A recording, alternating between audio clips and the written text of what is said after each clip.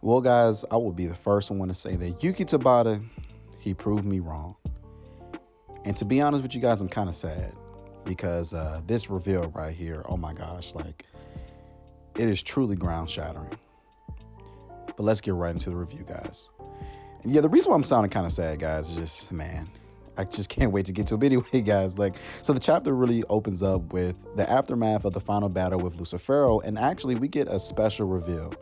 Yuno's mom is alive, and this is something that I'm actually kind of happy to see that Yuno has some like great connection with his past, which is his mother.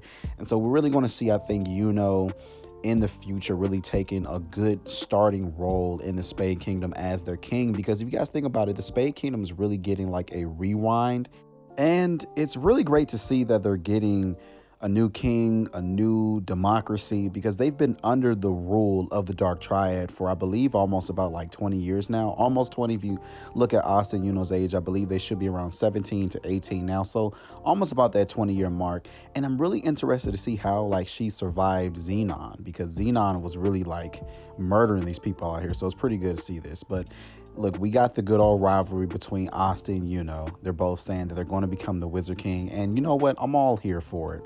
However, one thing that I really want to see is a good battle between these two, but not in terms of rivals. I mean, how can I say this?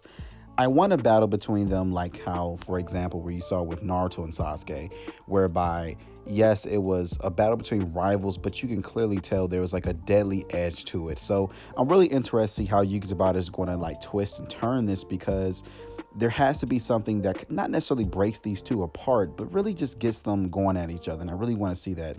I definitely think they can have a good fight if it's a rivalry, a friendly rivalry, but I do want to see that competition. But guys, look, this is the huge reveal. So we see our boy Asta. He's standing at the top of the tower, and he's overlooking the Clover Kingdom. And we see our boy Asta, like, man, just this scene right here, just it almost brings tears to my eyes, because we saw Asta just come so far as just like a character, and he came up from the trenches. This boy came up from the bottom.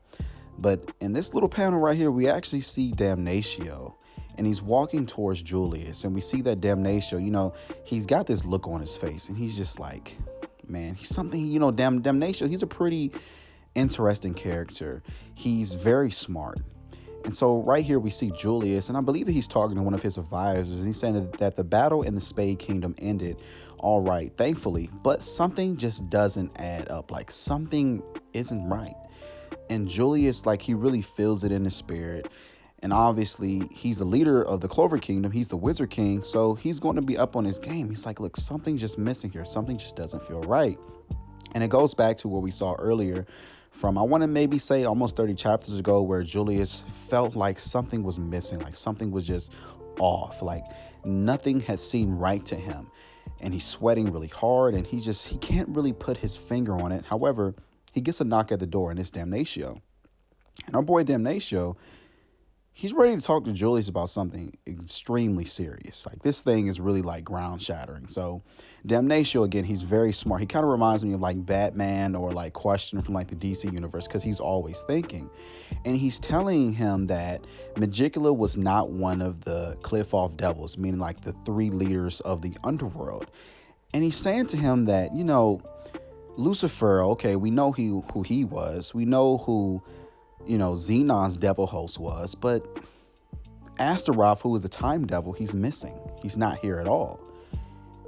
And he said that, there's only one person who has ever used time magic, and Astaroth is missing. And we see Julius right here. And this version of Julius, like, it's kind of weird. I think he's going through like an identity crisis.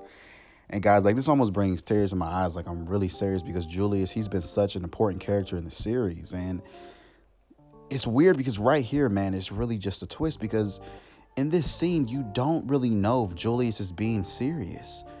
You don't know if he's just playing up like a role, like he's a great actor, because right here, generally, 13-year-old Julius looks very frightened. Looks like he's scared.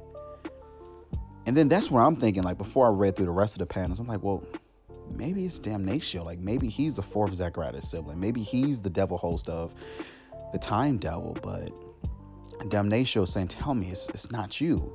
And we're trying to figure out, hold up, is Julius saying this to Damnatio? Is Damnatio saying this to Julius? And that is where we get the huge reveal.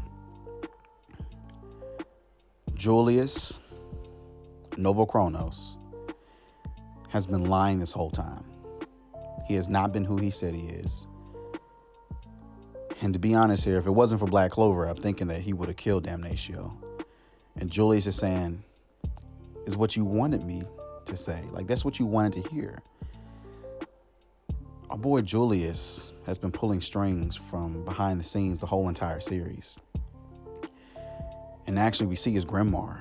And actually, I'm going to be honest with you guys, it actually looks pretty dope. Like, I can't even lie. Like, Julius's grimoire is pretty amazing. Like, it looks awesome. Like, it really does. And then we see our boy Adremelik, who's obviously a servant to Astaroth. But I also believe that Astaroth has some connection with Asta, because I don't think that's just a coincidence. And Adremelik is saying, it turned out the way you said it would. Lucius Zogratis. And in the final scene of Black Clover, before it goes on hiatus for a short time, we see our boy Julius. He is the fourth Zogratis sibling, the person that's been pulling strings the whole time. Even most likely, maybe he sent Zagrid to attack the Clover Kingdom, because he is the time devil. Like, you know, this dude could have went back in time and told Zagrid to do a job for him. Who knows? Julius says he's filled with time. The reason why, like, I'm just so shocked, man, because Julius has been supporting Asta, Yami, like, the whole time. You know, it was really because of Julius why Yami is in the Clover Kingdom. It's also because of Julius why Asta had kind of like surpassed his limits, you know, and why Asta's gotten so many opportunities in the Clover Kingdom just to get where he is now. Let's not even forget about, Uno's captain, William. This man planned it all along. And to be honest with you guys, I know we may not have agreed upon in which Yuki Tabata may have ended this series. I know I kind of butchered that sentence, but man, I have to give Yuki Tabata his flowers on this one. He didn't really, end off the fight the way that we wanted to, but this scene right here is crazy. But anyway, guys, that does it for me tonight. I'm going to do an in-depth review on Julius and how we kind of should have seen this coming. And also, I'm going to give my apology to Yuki Tabata because, my gosh, like the way he was going for the past 5 chapters, I was like, I don't know about this. I don't know how it's going, but he's definitely going to get a well-deserved break, and hopefully he'll be back pretty soon. But this is crazy. Like, this cliffhanger is amazing. But as always, make sure you guys subscribe if you're new, and make sure to comment down below and tell me what you guys thought about this crazy, crazy chapter. Probably say one of the best chapters we've seen as of late. And as always, peace.